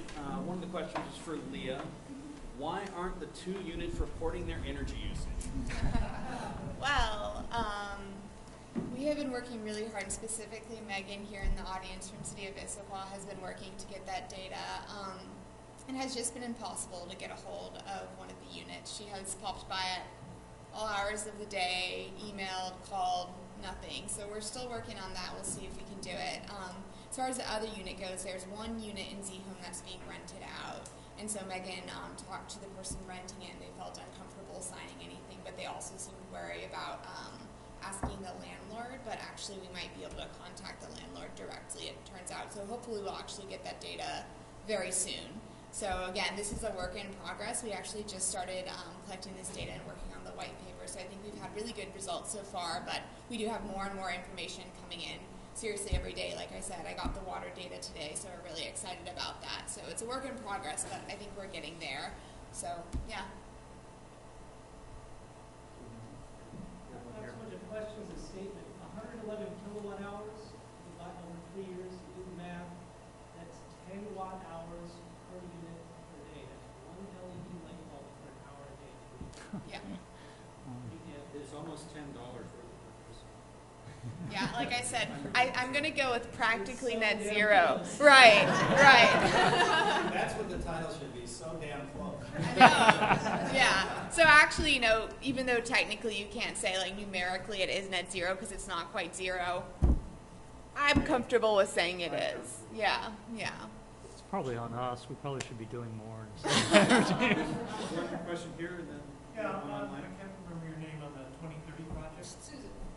Susan, there an effort to, I mean, as we're finding out from these homes, that it's important that the people living in these spaces are, buy into this. And my question is there a program to provide some form of incentive? Say, I know it's difficult if the renters are not paying for their utilities directly in a building, that there's really no incentive for them to change their habits. I mean, are you incorporating some form of incentive, like the renters will get a kickback if they reduce their consumption, or things like that? Sure. A lot of our efforts are targeted at the owners and the property managers, but we also are interested in reaching out to the tenants and trying to figure out sort of how we can influence their behavior. In some cases, they do have leases or rents, where they are, they get a share of the savings that they make, in terms of the appliances that they might be using in their units. Other cases, like in a multifamily situation, we've learned that oftentimes it's the owner that pays the water bill, so that's a lot of opportunity for the owner, especially if it's an affordable housing, for example, that any dollar they save can be put back into the property or used to buy more affordable housing or invest in affordable housing. So there are programs that we have. I also was remiss earlier not introducing my colleague, Matthew Cohn, who's our Program and Operations Director. And I don't know if, Matthew, you've worked on the program longer than I have, if there's any specific examples that you've seen that's worked in terms of getting people to get incentivized to do the right thing. I have no idea how much this is going to get picked up by other people, but SPU and the city has a program called the Green Business Program that is specifically aimed at tenants within buildings. And we have a contract with them, and basically we go around to the tenants and walk through and go through the basics of what they can do for energy conservation, water conservation, wastewater, and fats, oils, and greases going down the drain as well. That program is about to be expanded to a regional green business program effort that a couple of cities are working on. Seattle, Kirkland, I think Bellevue as well, are all putting money into the pot. So all businesses throughout this region will have a kind of a consistent platform to work on that kind of stuff and track the changes that they're making. It's kind of the best effort that we've had so far and the best results that we've had of reaching the tenants within the building. When I'm talking about tenants, I was under the impression that you were talking about commercial properties, not rental properties for people's homes. Were you talking about commercial properties? I was talking about multifamily properties. Okay.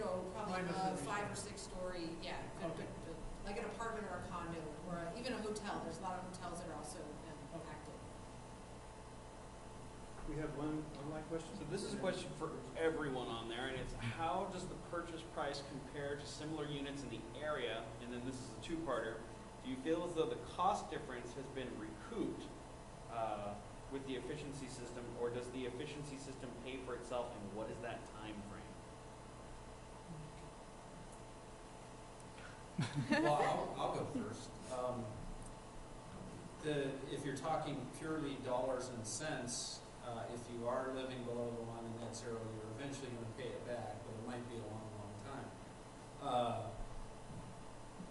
Depending on the incentives you got for the PV panels, et cetera, et cetera, et cetera. There's a lot of complicating factors to the equation, but I would sort of push back a little bit that it's not purely, and it was part of my presentation, that this isn't really about pure dollar and cent economics. This is about living in a way that is sustainable into the future. We know right now we don't live that way pretty clearly. And so the costs are exponentially worse as we continue. So we have a bank of ideas that we're trying to parlay into dollars down the road.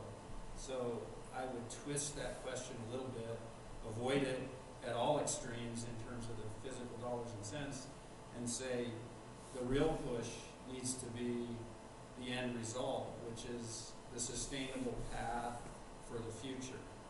And so I avoid the question. I would just say in the commercial markets that we're working with and seeing, and as I mentioned in my presentation, that these buildings are attractive to other investors. So you might have a property developer that does all this work, say for example Vulcan, and then they sell that building to say someone from, like a New York investment company wants to buy it for the longer term because they know that building's going to have higher occupancy rates, it's going to be a desirable place, and it's going to have predictable costs in terms of what is the energy usage, what are the water usage. So you can see over time that their actual operations of that building are going to be lower, and so they can build that into their, how long are they going to hold it for what kind of return. But these buildings have been attractive in the marketplace. With regard to zHome, as I mentioned earlier, zHome was actually a really special development that came out of a collaboration of both public and private and nonprofit partnerships. And so it was a little bit special in that way, and one of the aims of developing this project was not only to have a net zero development, but also that the individual units would be selling at market rate. So, it sort of was artificially decided, but I know that Brian can speak a little bit to the budget when they later on bought zHome, their unit from the original owner. Yeah, my wife and I, since we were renting, we wanted to maintain parity with how much we were paying per rent or per month as renters. So we totaled up the full costs, including energy costs and taxes and all of that stuff versus what we tried to find a place that would cost us the same amount. And we found that with the zHome that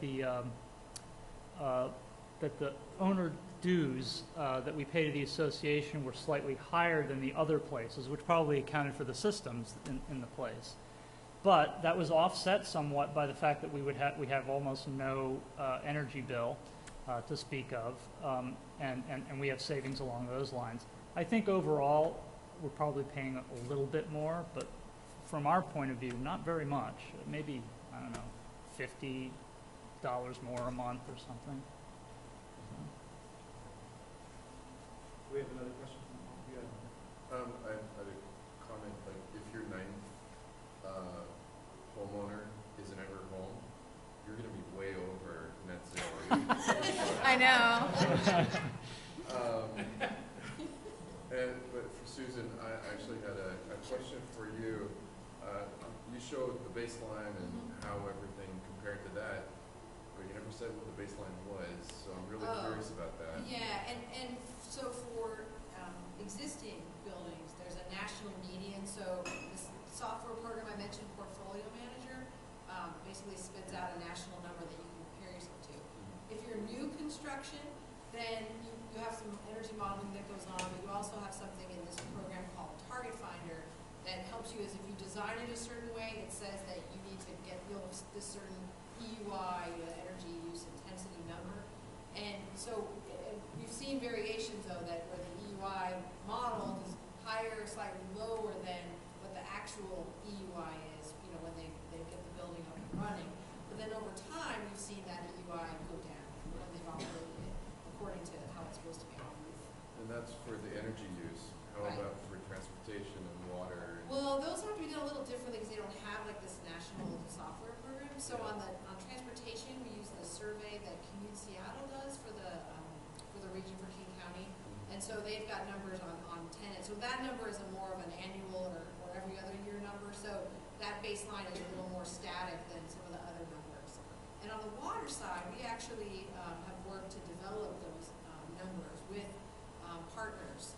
And also on the stormwater side, we developed our own calculator to determine what that number should be. And I don't know if Matthew, you want to add anything to that since you were involved. So for water, it's very specific to Seattle. We worked with SPU in the beginning. We provided them all the King County database, so every building parcel, and they gave us an aggregated number for each space type within the district. So office spaces use X amount of water, hotels use X amount. And then we worked with the Partnership for Water Conservation to come up with what the baseline was once you kind of divide the total water use with the the square footage to come up with a baseline per each building type. For transportation, like Susan said, we work a lot with Commute Seattle. They have a lot of this data, and we've basically been able to work with the city had a carbon calculation tool, and we were able to repurpose those numbers to come up with a baseline. It's basically, I think it's 900 kilograms of CO2 per commuter per year is the baseline for each building. Do we have more questions? Any more questions from the hall? Okay, one more, and we'll go back to box. So, this is for Susan. So it's not that far away. What happens in 2031? After 2031, we hope we have the infrastructure in place that those savings will keep going. I mean, that's the thing. It's you know, the buildings that we're worried about now and we're focusing on. I guess we'll have to wait for a planning for 2050 or what the next challenge is. But I mean, seriously though, I think we'll be assessing, and hopefully we'll still be in business, that much into the future to keep these buildings doing the right thing.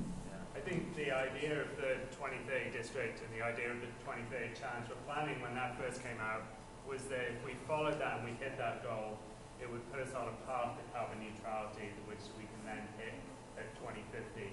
So when Ed Mazzaria gives his presentation, he actually just flips the 3 around so it becomes a 5. So the 2050 district. Contingency. Permanent employment here. All right, great.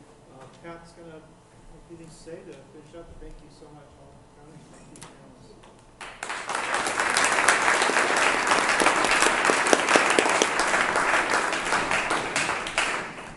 And I want to thank you, Tom, for putting together a great panel, great and interesting content matter. And thank you very much, panelists, for joining us tonight and educating us.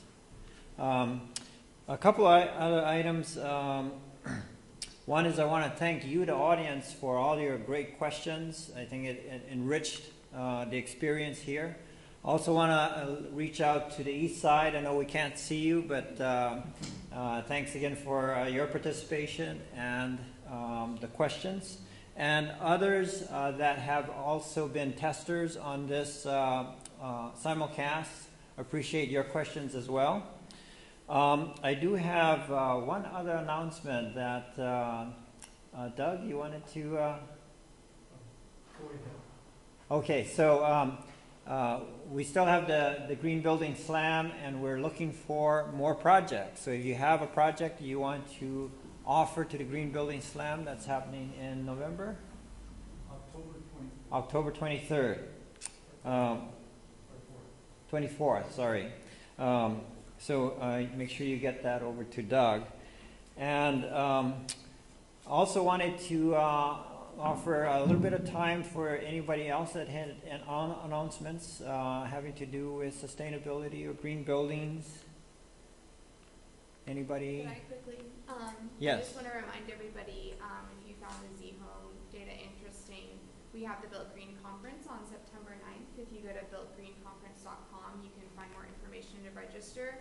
We're about to publish our final session schedule. That will include a panel on zHome, but a bunch of other really cool panels, and some of people in the audience are going to be on these panels. So come support your friends at the conference on September 9th. Very good. Thank you. Yes, Joe. Yeah, I wanted to say that the council on July 6th recognized passive valve certification as equivalent to leading and filtering for zoning incentives, low-rise zones. So it's the first time the city of Seattle has actually recognized a particular role in the passive valve as including a commercial floor area in low-rise zones. So it's a big deal for us. Very good. Congratulations. My name is Michael. I just joined the field today, so I just want to put a plug. I came to see if there be any mention of food, which is what my business does, called Cascading Medical Landscapes, for getting food in and around the spaces, complement the net zero momentum. You talk to me if you're interested in partnering and collaborating. Very good, thank you. Tim, please. One last reminder, Shoreline Solar Fest is Saturday from 10 to 5 up at Shoreline Community College. If you want to check out the latest in solar. Great, yes, Saturday, Solar Fest. Yes. I'm trying to start a business making green home batteries, energy storage. So looking for anybody who's interested. Energy storage, and when, so is it a discussion or a project? It's a project I'm trying to start. I've got a design, I've got schematics, what I need is cash though. You need the cash, okay, great. Okay, anybody else? Okay, again, thank you very much for coming tonight, and I hope you enjoyed it. There's going to be a survey that comes around. Please fill in the survey and give us some feedback so that we can make these things richer for you. Thanks again.